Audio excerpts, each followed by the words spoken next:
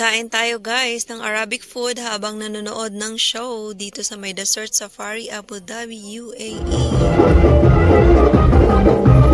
Libreng pa dinner buffet kasi to dito sa May Desert Safari. Bali kasama na siya sa package na binayaran namin, which is only murang-mura lang for only 50 dirhams. Ayun.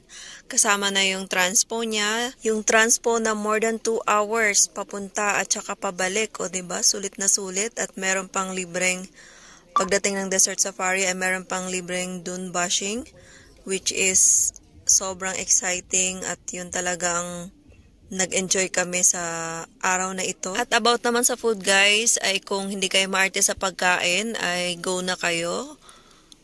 May mga options naman, may mga gulay, may pasta, at yung rice, biryani, or di ko alam yung tawag sa ibang rice. At meron, ayan, kubos. At saka, meron din siyang fish, ayan, yung nasa top, at grilled chicken. Sa totoo lang ay meron talaga kaming baon guys, pero dito ay hindi na namin nilabas kasi tatry namin kainin itong Arabic food or yung food sa buffet. At okay naman yung lasa niya, hindi naman masama ang lasa. Kaya naman namin kainin, kaya hindi na namin nilabas yung baon namin. Yung juice lang at saka yung chips. May mga kaibigan kasi kaming nauna nang pumunta dito guys.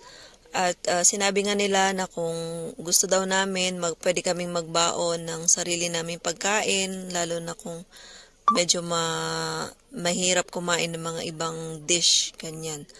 Kaya maigi magbaon na lang daw para ready. Ayun. So kami, hindi na namin nilabas kasi kaya naman namin kainin yung nasa buffet. At super enjoy nga kami sa pagkain guys habang nanonood ng show. Ayan, bali upload ko ang dance video, yan, belly dancing. Sorry, wala lang sounds kasi magagalit na naman si Meta. Sobrang saya nga ng experience namin dito, lalo na ako, ilang taon na ako dito sa UAE, pero ngayon lang ako nakapunta.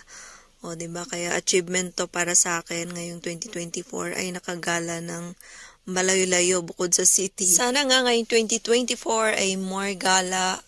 At for sure, syempre yung mga abot kaya lang, mga murang galaan dito sa UAE kasi sobrang andami talagang mga tourist spots dito sa UAE na hindi ko pa napupuntahan dahil kapos tayo sa budget or priority ang mag-ipon at magpadala sa Pinas. Kaya yun lang. Thank you so much for watching everyone. Please heart, comment, and follow my FB page, Chan Vlogs page. Bye!